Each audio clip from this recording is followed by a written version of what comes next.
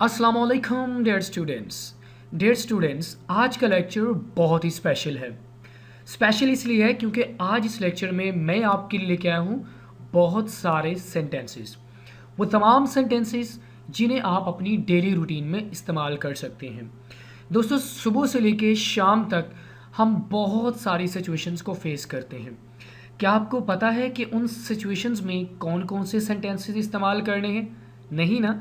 तो आज इस वीडियो के अंदर मैं आपको सिखाऊंगा कि वो कौन सी सिचुएशंस हैं जिनमें आप सेंटेंसेस को इस्तेमाल कर सकते हैं।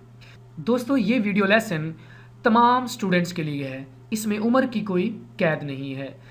आपको बहुत सारे लोग मशवरा देते होंगे कि ग्रामर की तरफ फोकस करें, लेकिन मैं आपको मशवरा नहीं दूंगा कि आप ग्रामर की तरफ जाएं, क्योंकि आप ग्रामर के बगैर भी बहुत ज़्यादा फरफर इंग्लिश में बात कर सकते हैं। तो अगर आप चाहते हैं कि आप फरफर इंग्लिश में बात करें तो आज आपने मेरे साथ ये लेक्चर अंत तक देखना है, क्योंकि मैं आपको सिखाने जा रहा हूँ बहुत सारे सेंटेंसेस जिन्हें आप अपनी डेली रूटीन में इस्तेमाल कर सकते हैं। इससे पहले कि हम अपना लेक्चर स्टार्ट करें, आप हमारी हौसला अफजाई के लिए हमारे चैनल को ज़रूर सब्सक्राइब कीजिएगा, लाइक कीजिए और कमेंट करना ना भूलिएगा। दोस्तों, इस वीडियो के अंदर मैं आपको 40 फ़िक्रात बताऊंगा जिन्हें आप मुख्तलिफ सिचुएशन में इस्तेमाल कर सकते हैं।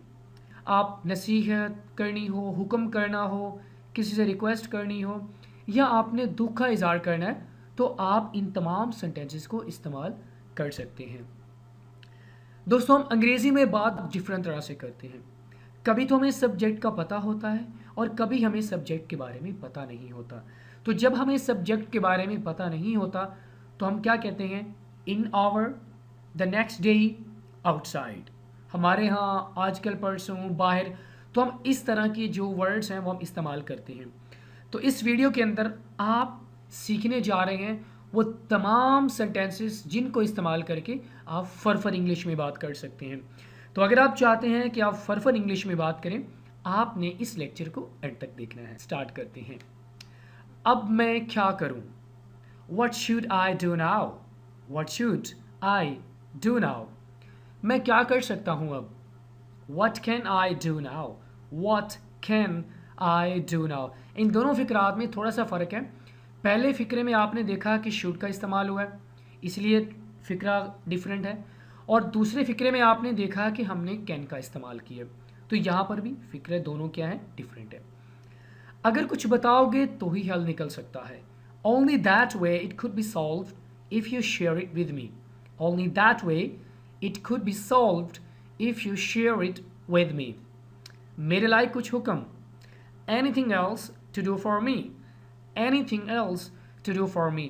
दोस्तों, अगर आप चाहते हैं कि आप इन फिक्रात को अच्छी तरह इस्तेमाल करें, आपने बड़े गौर से सुनना है और साथ साथ आपने इनकी जो प्रोनाउंसिएशन है उनको भी आपने अंडरस्टैंड करना है, और मेरे बाद आपने इन सेंटेंसेस को रिपीट भी करना है, ताकि जब आप अपनी डेली रूटीन में इन सेंटेंसेस को बोलें तो आपकी प्रोनाउंसिएशन में कोई मसला ना हो। ओके, मेरा पीछा छोड़ दो। Get off my back. Get off my back. क्या मैं जा सकता हूँ अब? Should I go now. आप शुड आई गो नाउ भी कह सकते हैं, आप कैन आई गो नाउ भी कह सकते हैं, कुड आई गो नाउ भी कह सकते हैं। आप इनको डिफरेंट सिचुएशन में इस्तेमाल कर सकते हैं। जाने दो मुझे प्यारे। जाने दो मुझे प्यारे। Let it go dear. तो यहाँ पर आपके पास दो तरह के सेंटेंसेस हो सकते हैं। लेट इट गो डियर का माना होता है कि किसी बात को छोड़ देना। कोई भी बात चल रही है तो आप उसे कहें यार इसको जाने दो, तो आप कह सकते हैं लेट इट गो। और अगर आप कहना चाहते हैं कि मुझे जाने दो, लेट मी गो डियर, तो आप, ये दोनों डिफरेंट सेंटेंसेस हैं और आप इन्हें डिफरेंट सिचुएशन में इस्तेमाल करेंगे। बच्चा बिला वजह रो रहा है। The boy is crying for nothing. The boy is crying for nothing. बच्चा कभी भी बिला वजह नहीं रोता, कोई ना कोई मसला ज़रूर होगा। आप ऐसा क्यों कर रहे हैं? Why are you doing like this? Why are you doing like this? नहीं यार, आज मेरा घर रहने का मन है। No I do not have mind to go outside. No I do not have mind to go outside. आपके फ्रेंड्स आकर आपको कहते हैं कि चलें बाहर जाके एंजॉय करते हैं, लेकिन आपका अभी मूड नहीं है, आप बहुत ज़्यादा बोर हो रहे हैं, तो आप कह सकते हैं no I do not have mind to go outside. अगर तुम जाओगे तो मैं जाऊंगा। If you will go then I will go. If you will go, then I will go. दोस्तों इसे हम कहते हैं कंडीशनल सेंटेंस, कि अगर कंडीशन पूरी होगी तो तभी उसका रिजल्ट होगा। अगर तुम जाओगे तो अब इसका रिजल्ट क्या है, तो मैं जाऊंगा। इसका कोई हल निकल सकता है? Can it be solved? Can it be solve? इसने आपको ऐसा क्यों कहने दिया? Why did he let you do this? Why did he let you do this? क्या आपका इस तरह बात करने का हक बनता था? Had you right to do like this? Had you right to do like this? फ़र्ज़ करें कि उसने आपके पेरेंट के साथ बड़ी रूडली बात की, तो आप ये कह सकते हैं कि आपका इस तरह मेरे पेरेंट्स से बात करने का हक नहीं बनता था। ये मामला मेरी समझ से बाहर है। अगर आपको कोई बात समझ नहीं आ रही तो आप कह सकते हैं भाई ये मामला मेरी समझ से बाहर है। This is out of my mind. This is out of my mind. बाहर तो बहुत तेज़ धूप निकल रही है। It is scorching sun outside. It is scorching sun outside. दोस्तों स्कॉर्चिंग सन आप उस वक्त इस्तेमाल करते हैं जब इस तरह की धूप हो कि जैसे ही आप अपने कदम बाहर रखें तो आपके पाँव जलने लगे। सो फॉर दैट आप कह सकते हैं स्कॉर्चिंग हीट या स्कॉर्चिंग सन। अल्लाह से डरो। फियर अल्लाह। फियर अल्लाह। माह रमदान है, अल्लाह से डरो और रमदान के रोज़े रखो और बुरे कामों से बचो। मैं नमाज पढ़ के आता हूँ। I will be back after offering the prayer. I will be back after offering the prayer. तो अगर आपके दोस्त आपको कहते हैं कि यार आओ थोड़ी सी गपशप लगाते हैं, तो आप उन्हें कह सकते हैं मैं नमाज़ पढ़कर अभी आता हूँ, बाद में मिलते हैं। Catch you up later. Catch you up later. अगर आप बिजी हैं तो आप कह सकते हैं बाद में मिलते हैं। Hey, you are really so smelly. Hey, you are really so smelly. जाके धो लो या जाके नहा लो, क्योंकि आप में बहुत गंदी बदबू हो सकता है। I can't sleep without you. I can't sleep without you. अगर आप किसी के बगैर नहीं सो सकते तो आप उसे ये कह सकते हैं। मेरे पास एक गाड़ी थी। I had a car. I had a car. मेरे पास एक गाड़ी थी। उसने मुझे चोरी चोरी देख लिया। ओहो, उसने आपको चोरी चोरी देख लिया, तो इसे इंग्लिश में कैसे कहेंगे? He caught me by hidden eye. He caught me by hidden eye. अगर आप कोई सीक्रेट काम कर रहे हैं तो सबसे छुप के कर रहे हैं, तो अगर आपको किसी ने देख लिया तो आप कह सकते हैं उसने मुझे चोरी चोरी देख लिया। मुझे आपसे एक बात करनी है। I have a word with you. I have a word with you. दोस्तों आप इसे मुख्तलिफ तरह से भी कह सकते हैं। I need to talk to you. I need to talk to you. Or I want to talk to you. I want to talk to you. दोस्तों ये इंग्लिश है।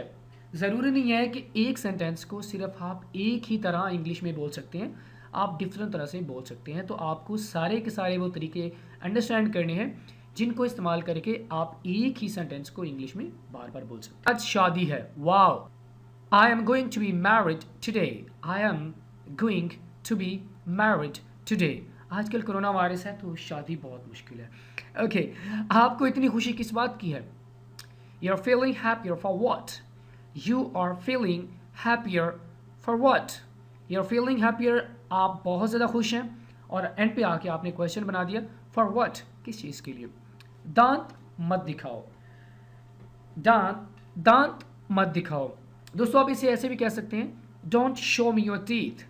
Don't show me your teeth. तो अगर कोई बहुत ज़्यादा ज़ोर से कहका लगा रहा है तो वो भी अपने दांत दिखा रहा है, तो इसे आप ऐसे भी कह सकते हैं, Do not laugh.